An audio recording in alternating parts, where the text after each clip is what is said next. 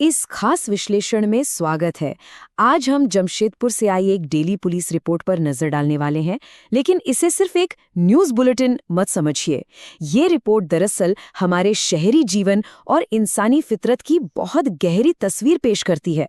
चलिए मिलकर इन 5 अलग-अलग घटनाओं के पीछे छिपे पैटर्न को डिकोड करते हैं। जमशेदपुर में आज आखिर हुआ क्या? अगर हम सिर्फ पुलिस की इस लॉग बुक को घटनाओं की एक लिस्ट मान लें तो पूरी कहानी समझ में ही नहीं आएगी। आज की ये रिपोर्ट दरअसल हमारे समाज, इंसानी कमजोरियों और एक तेजी से बढ़ते शहर के सामने आने वाली चुनौतियों का एकदम जीता जागता स्नैपशॉट है। ये सिर्फ अपराध नहीं है, ये हमारे समाज का एक बहुत ही साफ आईना है। तो इस विश्लेषण की रूपरेखा कुछ इस तरह रहेगी। सबसे पहले जमशेदपुर की आज की रिपोर्ट पर एक नज़र, फिर घरेलू और आपसी विवादों की चर्चा, उसके बाद संगठित अपराध और ड्रग्स, फिर अफवाहों के खतरनाक परिणाम और अंत में एक सुरक्षित समाज की ओर बढ़ने के पहलुओं पर बात होगी। भाग 1, जमशेदपुर। आज की रिपोर्ट, एक शहर का 24 घंटे का स्नैपशॉट। अगर इन घटनाओं के स्थानों पर गौर करें तो सिद्धकोड़ा, बर्मा माइंस, टेल्को का जेमको इलाका, बिष्टुपुर और कुवाली, ये सभी नाम सामने आते हैं। शहर के नक्शे को देखें तो ये घटनाएं एक कोने से लेकर दूसरे कोने तक फैली हुई हैं, और यहीं से हमारे आज के इस स्ट्रक्चरल एनालिसिस का मंच तैयार होता है। हर इलाका मानो अपनी एक अलग ही कहानी बयां कर रहा है। भाग 2, घरेलू और आपसी विवाद। जब गुस्सा हिंसा में बदल जाता है। अब देखिए हिंसा किस तरह अलग अलग रूप ले सकती है, ये उसका बहुत ही सटीक उदाहरण है। एक तरफ सिद्धगोड़ा की घटना है।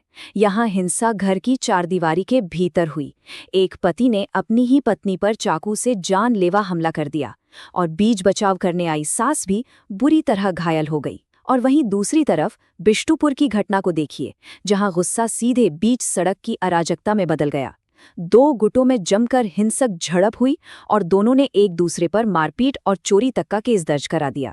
ये तुलना बिल्कुल साफ कर देती है कि कैसे भावनाएं बंद दरवाजों के पीछे या फिर भरी सड़क पर पूरी तरह बेकाबू हो सकती हैं। भाग 3, संगठित अपराध और ड्रग्स, एक प्रणालीगत खतरा। अब जरा इस आंकड़े पर ध्यान दीजिए, 3.5 लाख रुपए। ये कोई छोटी मोटी रकम बिल्कुल नहीं है।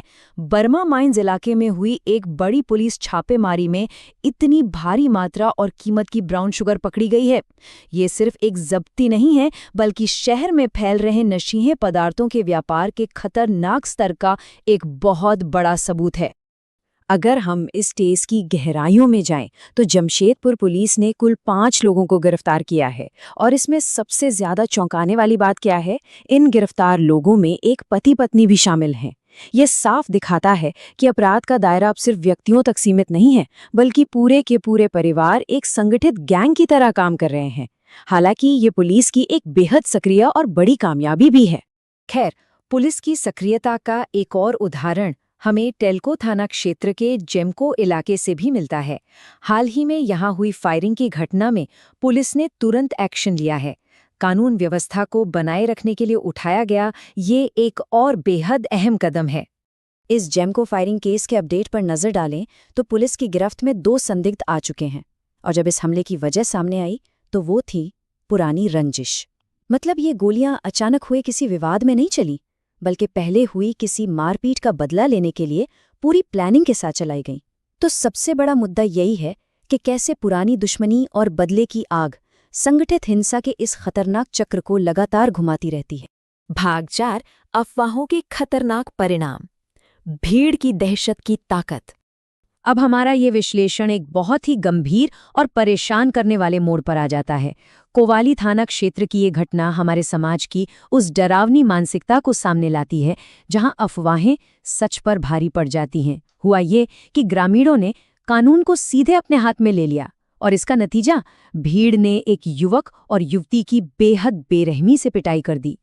अफवाह और सच के बीच का ये फासला सच में दिल दहला देने वाला है। अफवाह ये उड़ी कि ग्रामीणों को उन दोनों पर बच्चा चोर होने का शक था, लेकिन पुलिस जांच में असलियत क्या निकली? असलियत ये थी कि वे दोनों व्यक्ति मानसिक रूप से बीमार थे। बिना किसी सबूत के, बिना सोचे समझे, महज एक गलत सोचना की वजह से असहाय और कमजोर लोग पल भर में एक हिंसक भीड़ का शिकार बन गए। ये एक बहुत ही कड़वी और दर्दनाक सच्चाई है।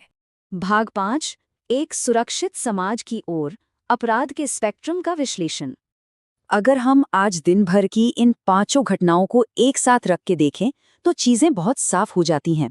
2 घटनाएं आपसी या घरेलू विवाद की रहीं, 2 मामले सीधे तौर पर संगठित अपराध के थे और एक घटना अफवाहों पर आधारित भीड़ की हिंसा की थी। संगठित अपराध और आपसी झगड़े तो चलिए अक्सर पुलिस लॉग में हावी रहते ही हैं, लेकिन भीड़ की हिंसा का वो अकेला मामला, वो एक बहुत बड़ी और खौफनाक सामाजिक विफलता है। ऐसी समस्याएं सिर्फ पुलिस की गश्त बढ़ाने से हल नहीं होने वाली।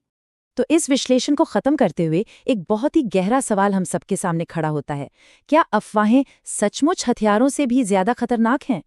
कोवाली में हमने जो सामाजिक दहशत और गलत सूचना का खौफनाक असर देखा, क्या वो हमारे पारंपरिक अपराधों से कहीं ज्यादा बड़ा और लंबा चलने वाला खतरा नहीं है? हथियार शायद चंद लोगों को नुकसान पहुंचाएं, लेकिन एक अफवाह पूरे समाज की सोचने समझने की ताकत को अंधा कर सकती है। इसी विचारणीय सवाल के साथ आज का ये विश्लेषण यहीं खत्म होता है।